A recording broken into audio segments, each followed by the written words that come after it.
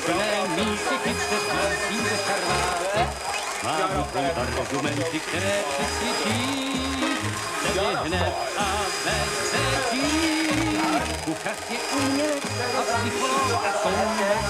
U stolu každá naše trampota má svou mez. Kdo stojí naše duše hladovějící, kuchař bílou čepicí. Jsme lidé různých názorů, jsme z rozdílného těsta. Když dostaneme se do sporu, tak nevíme, kdy přestat. Když stýláme si do očí a jsem se víc než ostře, v té chvíli kuchař zakročí a na stůl baštu prostřed. A při pokrmu vážně lahodně. Dohodnem se, jak se dohodnem. Kuchař je umělec a psycholog a strateg. Vyplné mísy chytře vnísí do šarváře. Mám jsou argumenty, které přesvědčí, tedy hned a bez řečí. Kuchař je umělec a psycholog a strateg. U stolu každá naše trampota má svou mez. Kdo zvojí naše duše hladovějící, kuchař bílou čepicí.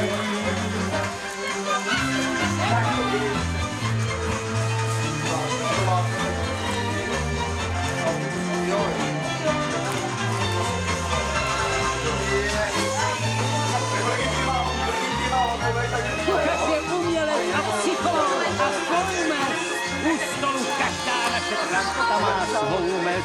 Kdo zhojí naše duše hladovějící, kuchař bílou čepicí.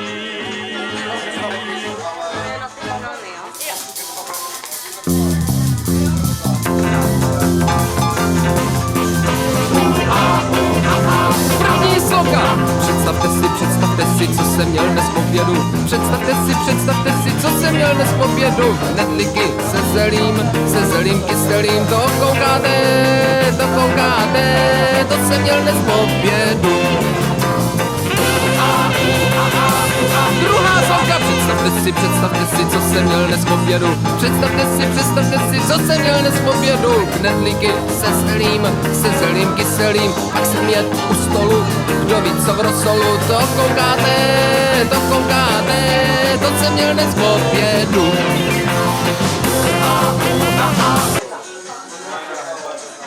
Tak jak jsme se sebe poznávali, jak si připadnu daleko více ta poznanější.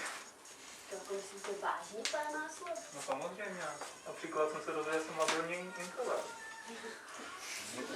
Právě. A co ještě dalšího jste se dozvěděl? Můžete jako konkrétní? Rozvést to?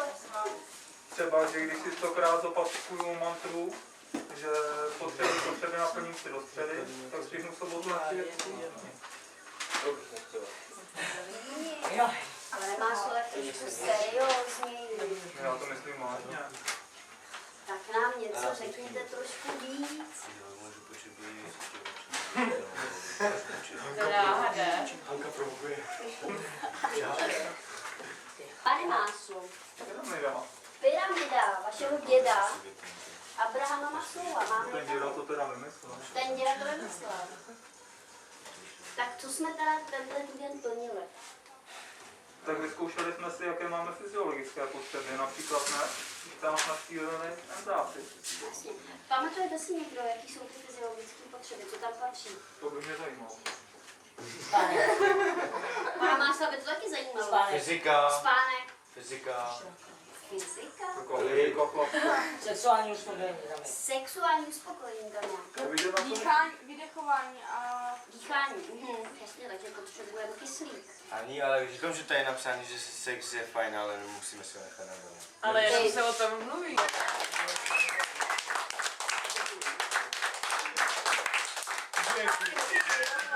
Na učení na to. Zavolejte Jeníka. Jo.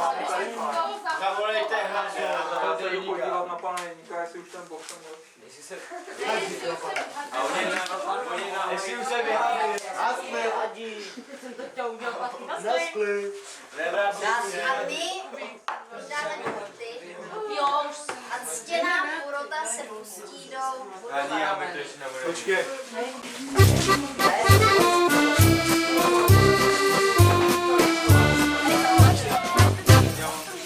Panda si na lžičku kus dortu vzal a k puse ho dal. Než ho sněd panda se začal smát a dort na zem spad. Hošík se podívá doleva, doprava. Dá se jíst ze země výtečná potrava. Pando, nejes, co spadne na zem, nebo ti zlá nemoc za uši dá. Pando, nejes, co spadne na zem, vyhoď to, nikdo ti nevynadá. Tak panda sousto ze země vzal a do koše dal. Na novém dortu si pak pochutnal a smál se dál. Hošík se podíval doleva, doprava. Dá se jíst ze země výtečná potrava.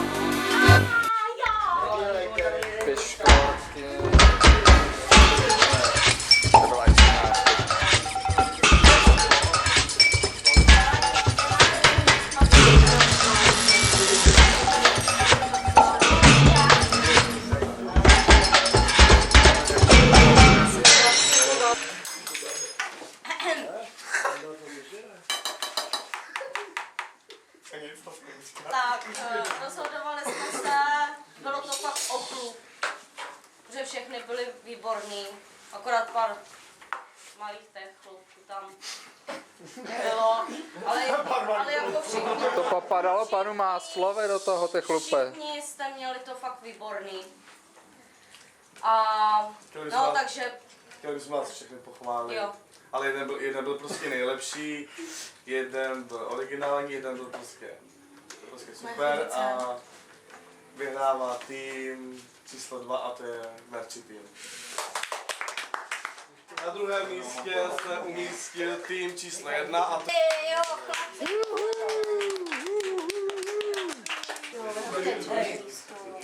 A na třetím místě se umístil tým třetí.